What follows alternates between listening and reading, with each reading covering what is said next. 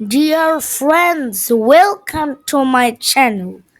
আমরা আজকে 1 থেকে 10 পর্যন্ত সংখ্যাবাচক এবং পূরণবাচক পদ শিখব। চলো তাহলে। 1. প্রথম। 2. দ্বিতীয়। 3.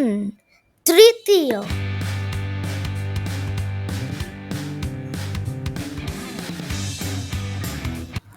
4.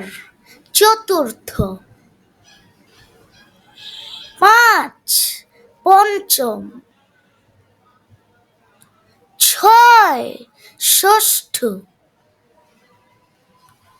7. সপ্তম।